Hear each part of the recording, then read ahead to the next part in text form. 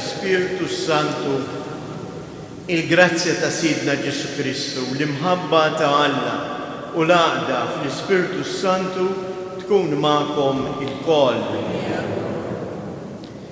Illum eżies dan huwa l-aħħar ħadd tas-sena liturġika.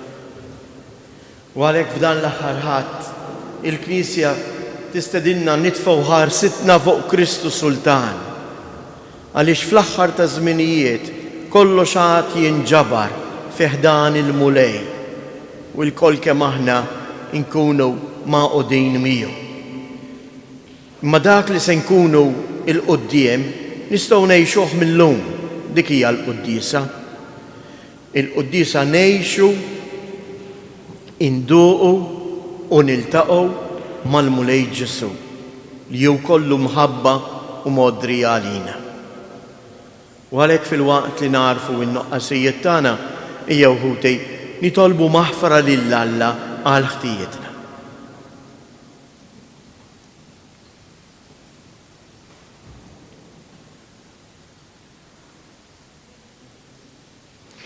Missier Qaddis, fibnek il-għażiż int turina l-imħabba infinita tiegħek, mulej ħniena.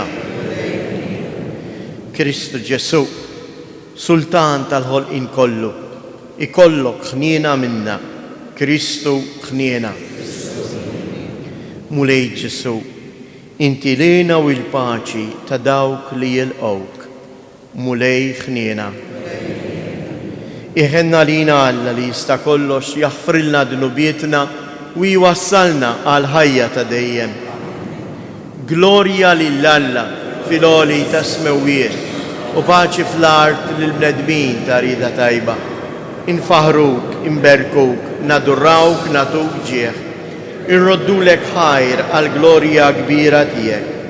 Mulej Alla Sultan tas-sema, Alla missier li tista' kollox, mulej Iben waħdini Ġesu Kristu, mulej Alla ħarruf talla bil il-missier, int li tneħħi dnubiet tad-dinja ħen għalina, int li tneħħi dnubiet tad-dinja ilqa it-talb tagħna, int li qiegħed fuq il-lemin tal-missier ħen għalina, għaliex inti waħdek Qaddis, int waħdek mulej, int waħdek il-għoli Ġesu Kristu, ma l-Ispiritu Santu fil-glorja tal-missier Alla.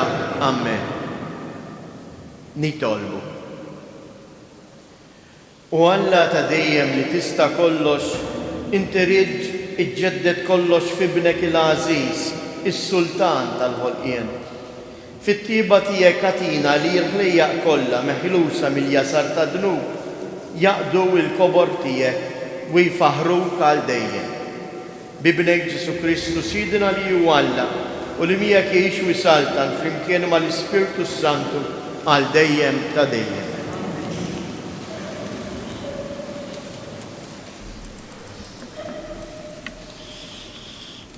Qari mit-tieni ktieb ta' Samwel. F'dak iż-żmien it-tribujiet kollha ta' Iżrael ġew għand David f'Hebron u qalulu: Arana, għadmek u laħmek aħna. Fl-imoddi, meta Sawl kien saltan fostna, kont int li kont toħroġ lill-Iżrael għal gwerra u ġġibhom lura. U l-mulej qallek: int qattira l-poplu tiegħi u tkun prinċep fuq Iżrael. U x-xjuħ kollha ta' Iżrael ġew għand is-Sultan f'Hebron u s-Sultan David għamel patt magħhom f'Hebron quddiem il-mulej u lil David dilkuh Sultan fuq Iżrael. Il-kelma tal-mulej. Għas-salm inwieġbu sejrin ferħana f'dar il-mulej. Fraħt meta qaluli sejrin f'dar il-mulej, diġà qegħdin riġlejna fi bwiebek Ġerusalemm, sejrin ferħana f'dar il-mulej. Ġerusalemm mibnija bħal belt, maquda ħaġa waħda, leja it-tribujiet jitilgħu, it-tribujiet tal-mulej, sejrin ferħana f'dar il-mulej. Biex skont il-liġi ta' Iżrael ifaħru isem il-mulej għax hemm twaqfu it-tronijiet tal-ħaq, it-tronijiet tad-dar ta' David, sejrin ferħana f'dar il-mulej. It-tieni qari. Qari mill-ittra ta' San Pawl Apostlu lil Kolossin. Ħuti, roddu ħajr lil missier li jagħmilkom denji li tissieħbu fil-wirt tal-qaddisin fis-saltna tad-dawl u ħelisna mill-ħakma tad-dlam u daħħalna fis-saltna ta' Ibnu l-Maħbub li bih għandna l-fidwa, il-maħfra ta' dnubiet u x-xbija ta' Alla li ma jidirx, il-kbir fost il-ħlejaq kollha għax fih kien maħluq kollox fis-sema u fl-art, dak kollu li jidher u dak kollu li ma jidirx, troni u ħakmiet, prinċipati u setat, kollox bih u għalih kien maħluq, u li hu qabel kollox u kollox fih qiegħed iżomm, u r-ras tal-ġisem li hu l-Knisja, u li hu l-bidu, il-kbir li qam mill-imwiet sabiex ikun hu l-ewwel f'kollox. Hekk Alla oġbu li tammar fih il-milja kollha. Bih Alla oġbu jerġa' iħabbeb kollox miegħu. Bid-dem tiegħu imxerred fuq is-salib ġab is-sliem permezz tiegħu fis-sema u fl-art. Il-kelma tal-mulej. Ġobkom ummu bil-wieqfa. Alleluja, alleluja, alleluja. Imbirek minn ġej f'isem il-mulej, imbirek għas-saltna illi ġejja ta' David missierna. Alleluja.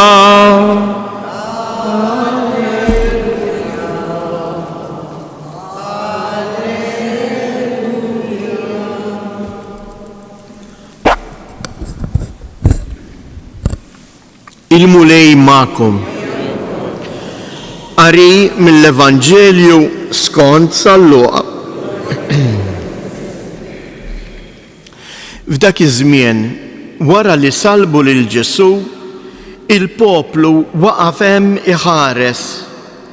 Waqt li l-kapijiet bdew jiddieħku b'Ġesu u jgħidu: salva lill-oħrajn, ħaj salva lilu nnifsu jekk dan hu l-Messija il-maħtur ta' Alla. Is-soldati wkoll bdew jgħadduh biż-żmien u resqu lejh, newlulu minn bejt qares u qalulu: jekk inti s-sultan tal-Lut, salva lilek innifsek u lilna. Fuq rasu kien hemm ukoll il-kidba li kienet tgħid: dan huwa s-sultan tal-Lut.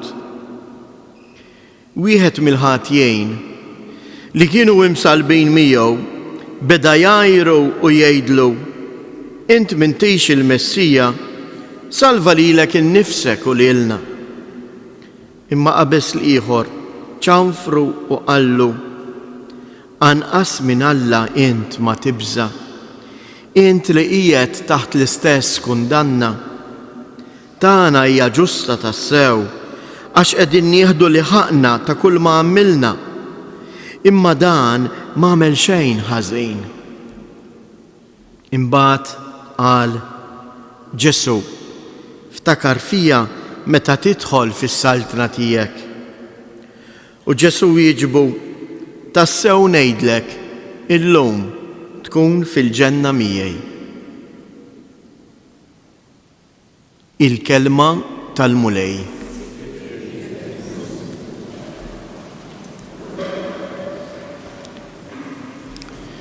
Jeżis l-ewwel kelma li nixtieq propju ngħidilkom illejla hekk hija il-festa it-tajba. Il-festa ta' Kristu Sultan hija l-festa tagħna. Hija l-festa li lilna għandha timlilna bl-akbar paċi. Hawnhekk forsi rajna r-rakkont tal-mewt ta' Ġesu. Imma dan ir-rakkont jurina x'inhi s-saltna ta' Ġesu. F'dan ir-rakkont kif hawnhekk jagħmilulna Salluqa għandna diversi personaġġi. U jurina kif dawn il-personaġġi kulħadd laqa il-Ġesu b'mod differenti.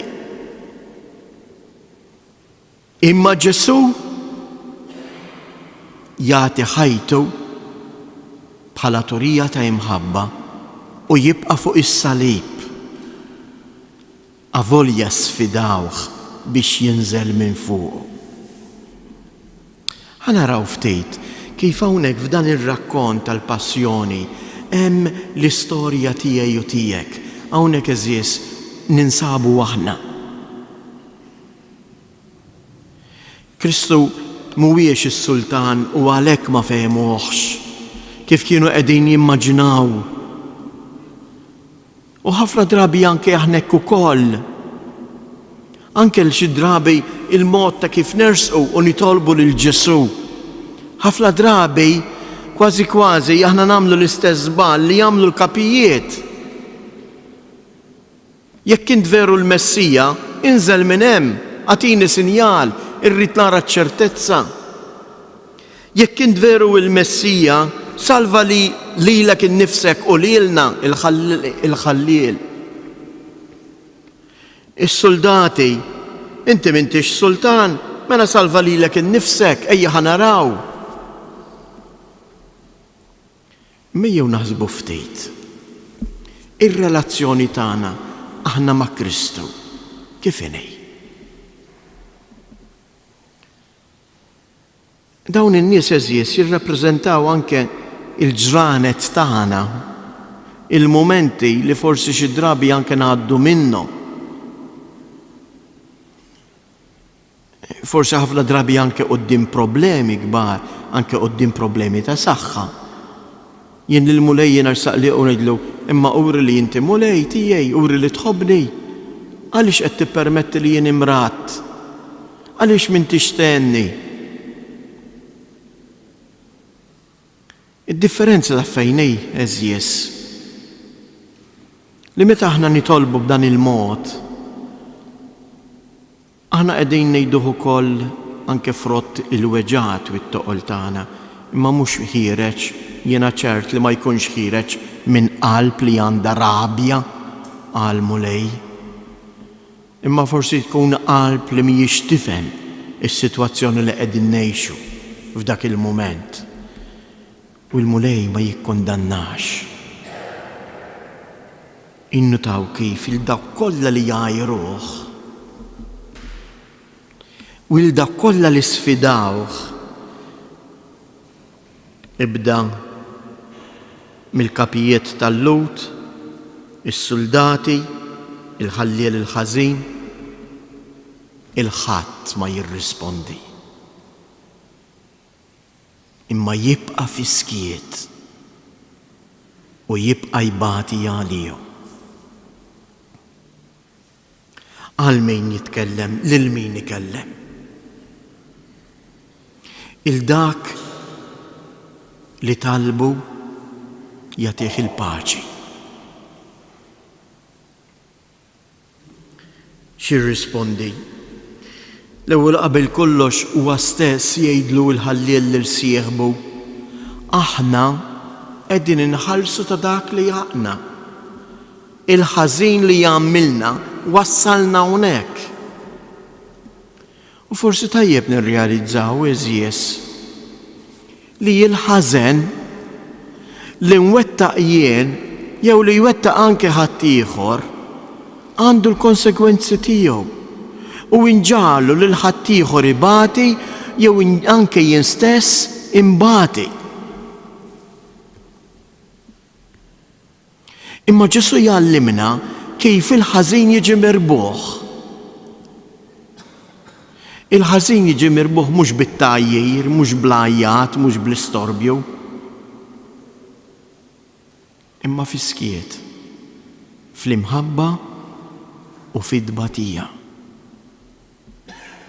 Ġesu mhuwiex qiegħed bil-qiegħda għal frisk, qiegħed imut fuq salib, imma jibqa' fi-skiet. L-aħħar kelma li jgħid hawnhekk fuq is-salib kemm hix kelma li lilna għandha timlina bil-kuraġġ il-lejla eżies. U x'jgħidlu Ġesu? Il-ħalliel dak li aħna nsejħulu tajjeb imma ħadd mu tajjeb. Ħallilu. U aħna wkoll ħadd minna mu tajjeb. Id-differenza bejn dawn iż-żewġ ħallilin tafu x'inhi? Li wieħed ma mmettiex li huwa għamel il-ħażin u rid jaħrab. Imma l-ieħor ammetta li hu żbalja. Ħafna drabi din tiġri lilna. Hemm mumenti fejn aħna nerfgħu rasna u ma naċċettawx id-dunub tagħna jew ma nirriflettix, ma naċċettax l-iżbalji tiegħi u allura inkompli inweġġa li l-nifsi u lil dawk ta' madwari u inkompli fil-ħażen tiegħi, jew inkella bħall-aħħar wieħed li jaraf li dak li qed jieħu u tort tiegħu li hu ġabu bidejh. Ħafna drabi aħna nirraġunaw il-kontra li l-ħażin jew id-dbatija jew mhux aħna ġibnihom bidejna imma Alla ppermetta u jaħel Alla. Biżżejjed naraw dak li qed jiġri anke fid-dinja ta' madwarna. Il-mulej ma ninsewx li ħallina liberi. U jekk hawn il-ħażen fostna, hawn il-ħażen fostna għax aħna insaqquh. Għax aħna nimxu miegħu u nkomplu nagħmluh.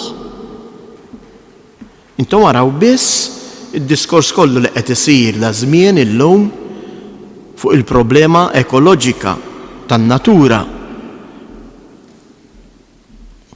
Imma l-iżbal mhuwiex tagħna, mhux aħna użajna ħażin in-natura, mhux aħna ma rrispettajnijiex, mhux bil-fors imbagħad in-natura tirribella minnha nfisha. Biex ma noqgħodx ngħid il-ħafna weġġat li hemm fil-familji tagħna, li jkun hemm bejnietna fuq il-postijiet tax-xogħol. Araw kemm weġġat ikun hemm, araw kemm dbatija u minn tiġi din. Din bagħta Alla, din huwa frott in-nuqqas tal-mod ta' kif jien qed inġib ruħi fuq ix-xogħol, tal-mod ta' kif jien qed inħares lejn żewġi, lejn marti, lejn uliedi, ta' kif l-ulied qegħdin iħarsu lejn il-ġenituri. Imma raw eżies u nagħlaq hawnhekk l-aħħar sentenza Ġesu x'jgħidlu. Meta dan jintebaħ li hu qed ibati għal ħażin li huwa wettaq, idur fuq Ġesu u jgħidlu ftakar fija meta tkun f'salt nagħtek. U hawnhekk Ġesu iwieġbu jgħidlu ngħidlek illum tkun miegħi fil-ġenna. Xi tfisser għalija u għalik li llum Ġesu bħalissa dawn il-kelmiet qalhom lili u lilek. X'qalilna? Illum tkun miegħi il-ġenna. Ġifieri li llum kif ħanoħroġ mill-bieb ħammut sobtu nitla l-ġenna? Xejn minn dan.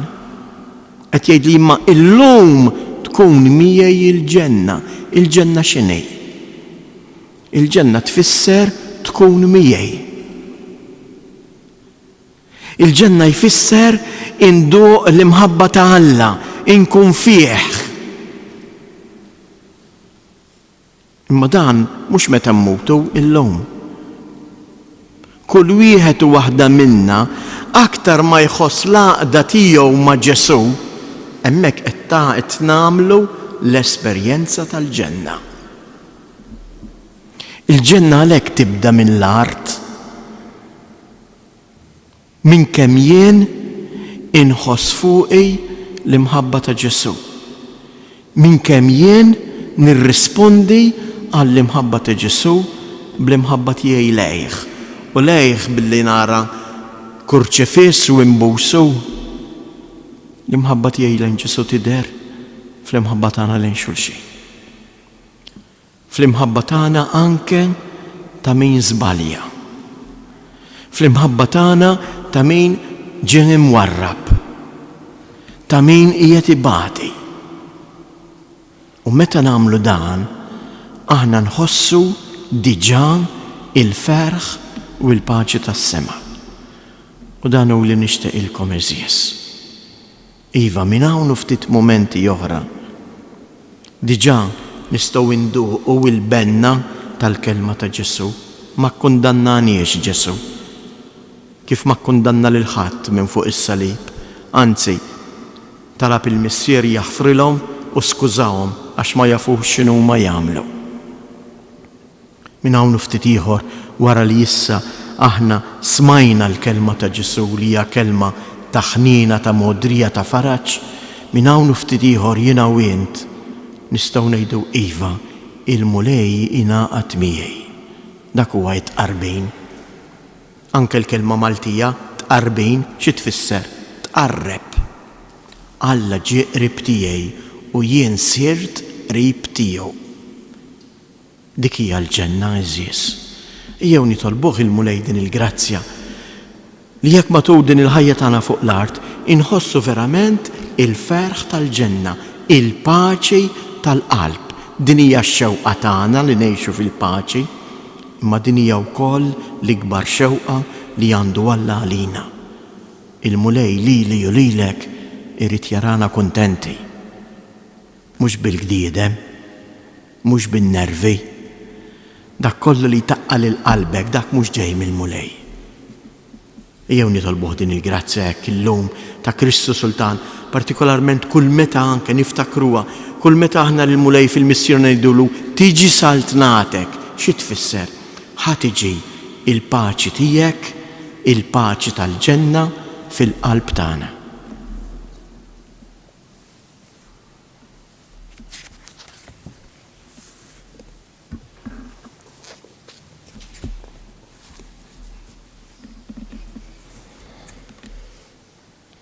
Jeħudi eżies inġeddu għalhekk il-fidi tagħna fl-imħabba ta' Alla lejna. Jiena nemmen f'Alla wieħed il-missier li jista' kollox, li ħalaq is-sema u l-art, dak kollu li jidher u dak li ma jidirx. U f'mulej wieħed Ġesu Kristu iben waħdini ta' Alla, imnissel minn missier qabel kull żmien. Alla minn Alla, dawl minn dawl, Alla veru minn Alla veru. Imnissel mhux magħmul, natura waħda mal-missier u bih sar kollox. Niżel mismewwiet għalina l-bnedmin u għal-fidwa tagħna u ħal ġisem bis-seta tal-Ispirtu Santu minn Marija Verġni u sar bniedem. Salbuh għalina bata taħt Ponzu Pilatu, miet u difnuh u fit-tielet jum qam minn bejn umiet skont il-kotba mqazza u tela s-sema u qiegħed fuq il-lemin tal-missier u għandu jerġi bil-glorja biex jagħmel ħaq mill-ħajjin u mill-mejtin. U s-saltna tiegħu ma jkollix tmiem. U fl-Ispirtu Santu mulej li jagħti l-ħajja li ġej mill-missier u mill-liben li jum imweġġaħ fl-imkien mal-missier u mal-liben u li tkellem fihom mill-profeti fi knisja waħda qaddisa kattolika apostolika nistqar ma'mudija waħda. Nistenna l-qawma mill-imwiet u l-ħajja ta' żmien li ġej. Amen. Ħuti eżies minn fuq is-salib Kristu jurina sa fejn twassal l-imħabba tiegħu lejna. Fil-waqt li nresqulu it-talbiet tagħna ejjew ngħidulu flimkien: Sultan ta' mħabba bla tarf, ħenn għalina.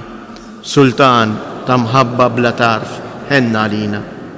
Għall-mexxija tal-Knisja biex bħal Kristu b'imħabba joffru ħajjithom għal qadiq tal-oħrajn, nitolbu.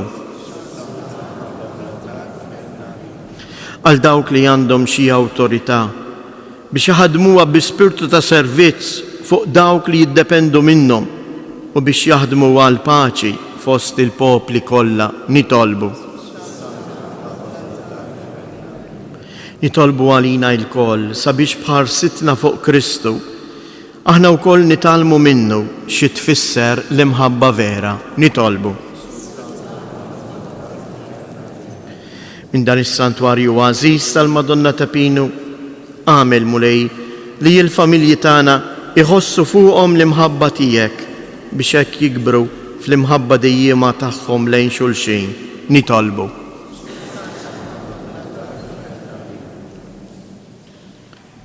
Sultan ta' mħabba bla tarf, ilqa talbna, kun magħna u waħlisna mill-ħakmiet tad-dlamijiet sabiex minnek nitalmu xi tfisser tħobb, int li tgħix wis-Sultan għal dejjem ta' dejjem.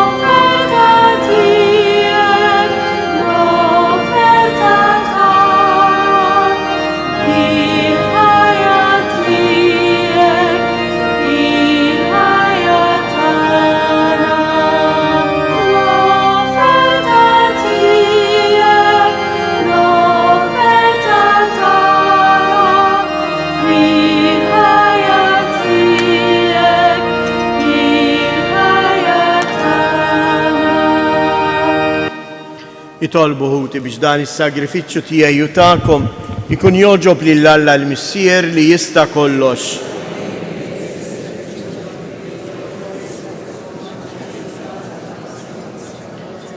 Se nofrulek mulej is-sagrifiċċju li bih ibnek reġa' ħabbeb lil bnedmin miegħek. Fiċ-ċokon tagħna nitolbuk biex bl-istess ibnek jagħti lill-ġnus kollha il-grazzja tal-għaqda u s-sliem u li jgħixu jisaltan għal dejjem ta' dejjem. Il-mulej ma'kom, nerfgħu li ubna l-fuq, niżżu ħajr lill-mulej Alla tagħna. Sewwa u xieraq ta' sew mulej Missier Qaddis, Alla ta' dejjem li tista' kollox, tajjeb u taġi tas-salvazzjoni tagħna li dejjem u kullimkien inroddulek ħajr. Int ikkonsagrajt lill-ibnek il-waħdini Ġesu Kristu Sidna assis għal dejjem u sultan tal-ħolqien kollu biex itemm il-misteru tal-fidwa tal-bnedmin billi joffri lilu nnifsu fuq l-artal tas-salib bħala vittma safja u tasliem u wara li jkun ġieb il-ħlejjaq kollha taħt il-ħakma tiegħu jagħti lilek saltna fuq kollox għal dejjem, saltna ta' verità u ħajja, saltna ta' urdusija u grazzja, saltna ta' ġustizzja, imħabba u sliem. Għalhekk flimkien mal-anġli u matroni tad-dominazzjonijiet, mal-qtajja kollha tal-eżerċ tas-sema, aħna magħhom intennu l-innu ta' tifħir tagħna u ngħidulek Qaddis, Qaddis, Qaddis.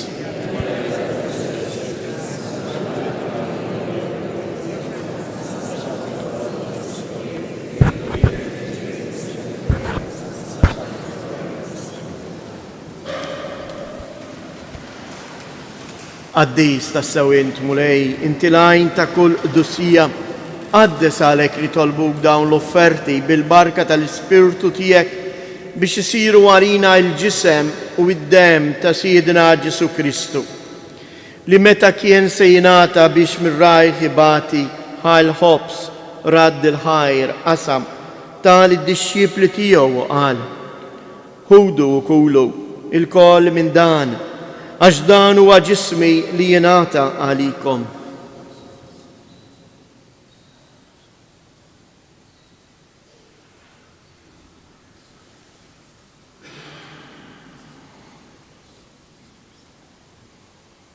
Ekku koll wara l-ikla ħal-kalċi reġarad il-ħajr tal id-disċipli tiegħu u qal: ħudu u ixorbu minnu il-koll, għax dan huwa l-kalċi ta' demmi tal-patt il-ġdid li jibqa' l dejjem. Id-dem li jxirrita għalikom u għal-bnedmin kollha għal maħfra ta' dnubiet. Għamlu dan b'tifkira tiegħi.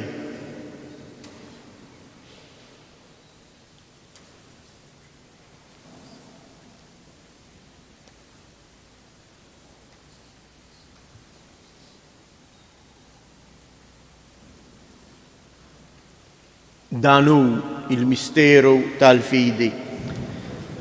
Inħabbru l-mewt tiegħek mulej, inxandru bil-ferħ il-qawmien tiegħek, nistennew sa ma tiġi fil-glorja. Għalhekk aħna nagħmlu dan tifkira tal-mewt u l-qawmien ta' Sidna Ġesu Kristu. Nofrulek mulej il-ħobs tal-ħajja u l-kalċi tas-salvazzjoni u nroddulek ħajr għaliex oġbok tilqana hawn quddiemek biex naqduk. Miċċo kontana nitolbu li l-Ispirtu Santu jaqqadna f'ġisem wieħed lilna li nieħdu sem il-ġisem u id-dem ta' Kristu. Ftakar mulej fil-Knisja tiegħek imxerda mad-dinja kollha wettaqa fl-imħabba fl-imkien mal-Papa Franġisku, mal-Isqof tagħna Anton, l-isqfijiet u l-ministri tiegħek kollha. Ftakar ukoll fħutna li raqdu bit-tama tal-qawmien. Ftakar fil-mejtin kollha, daħħalhom quddiemek fid-dawl tas-sebħ tiegħek.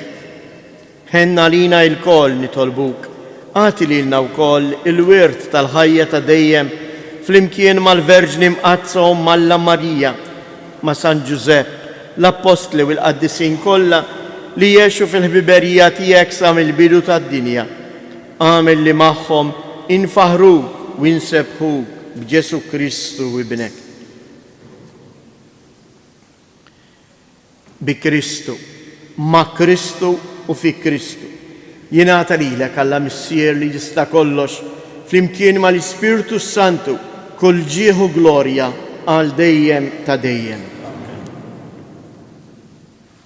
Min minna ma jixtieqx li ma jkunx il-ġenna. Żgur li ħadd. U li tkun il-ġenna jfisser ikollok il-paċi ta' Kristu. Tkun maqut miegħu. Ejjew nitolbuh din il-grazzja. Li min issa aħna nħossu l-imħabba tiegħu, min issa aħna nġarbu il-ferħ tal-imħabba tiegħu. U għalhekk ejjew nitolbuh biex tiġi tassew saltnatu fostna illum. Għax illum għandi bżonn li ngħix fil-paċi. U għalhekk ngħidu, missierna li inti fis-smewiet jitqaddes ismek, tiġi saltnatek, ikun li tritient kif is-sema egda fl-art. Ħobżna ta' kuljum atina illum, aħfrilna dnubietna bħalma naħfru lil minuħati għalina u la ddaħħalniex fit-tiġrid iżda eħlisna mid-deni. Eħlisna nitolbuk mulej minn kull deni. Atina fit-tieba u l-ħnina tiegħek il-paċi fi żmienna biex inkunu ħielsa dejjem mid-dnub u imħarsa minn kull inkwiet. Aħna u nistennew nittamaw ilejna u l-miġja tas-Salvatur tagħna Ġesu Kristu. Mulej Ġesu Kristu li jgħid lill-apostli tiegħek inħallilkom isliem, nagħtikom isliem tiegħi, la tħares lejn dnubietna, iżda ħares lejn il-fidi tal-Knisja tiegħek. Għatija isliem u laqda li jien trid fija, int li tgħix wis-saltan għal dejjem ta' dejjem. Il-paċi tal-mulej tkun dejjem magħkom. Għatu l-paċi lil xulxin.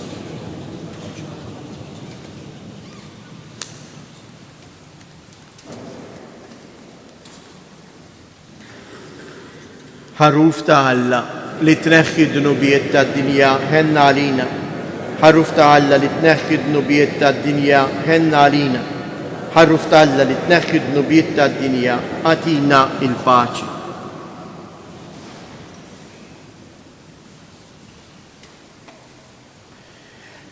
Danu il-ħaruf ta' Alla, danu li jneħħi d-dnubiet tad-dinja ħenjin dawk li huma mistiedna għall-ikla tal-ħaruf.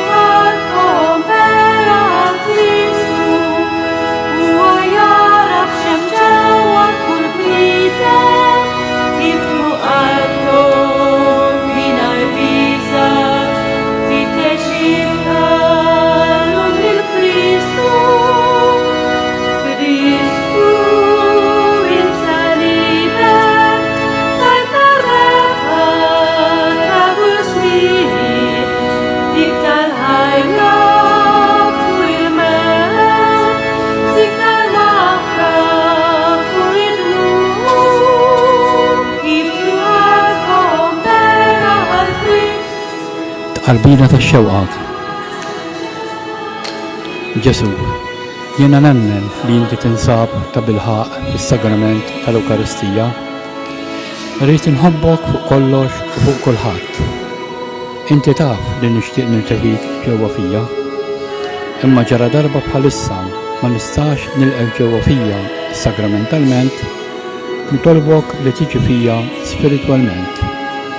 Ejja għandi Ġesu tiegħi biex jiena nagħqad miegħek. Ħeġġiġni bil-mħabba lik biex f'ħajti u f'mewti jiena nemmen dejjem fik, nittama fik u nibqa' nħobbok għal dejjem. Amen.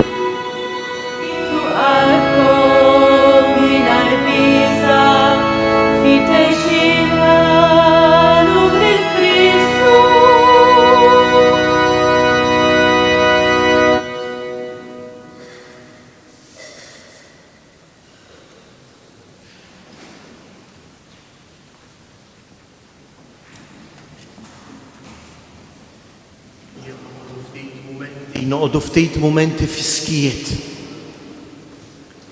u nħallu u nirrepetu f'qalbna illum tkun miegħi il-ġenna. Din hija ċ-ċertezza li Ġesu jagħtina li kull wieħed u waħda minna li jersaq lejh jista' jduq il-paċi tas-sema.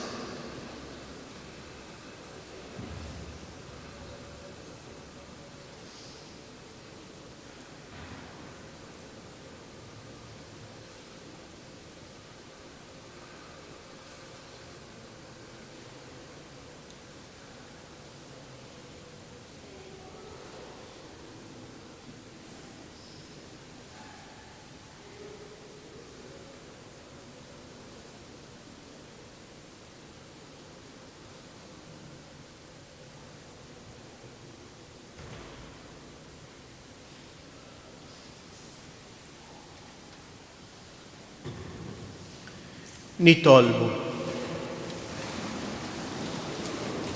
Arbinna mulej bl-ikel tal-ħajja ta' dejjem.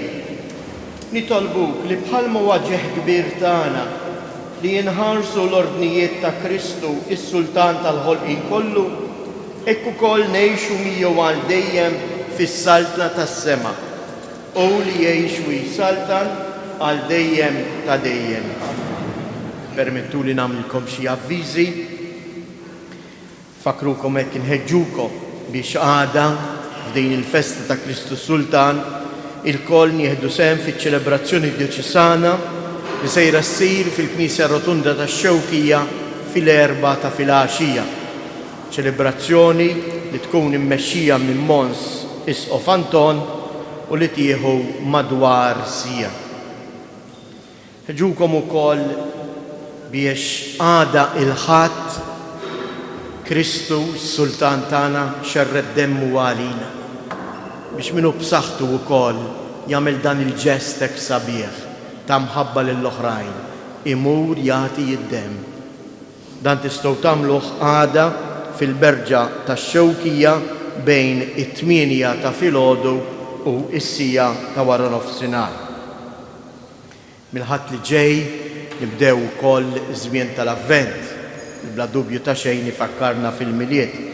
U għalhekk għal dawk kollha li huma dilettanti jew jixtiequ jakkwistaw xi pasturi tat-terrakotta nhar l-erba' mill-4 ta' filgħaxija sas-6:30 u l-ħamis mid-9 ta' filgħodu sa nofsinhar fil-Mużew ta' Karni Grima sejjer ikun hemm wirja ta' dawn il-pasturi maħdumin bl-idejn fejn wieħed jista' wkoll mhux biss jixtri imma anke jagħmel l-ordnijiet tiegħu direttament ma' dan l-artist sqalli.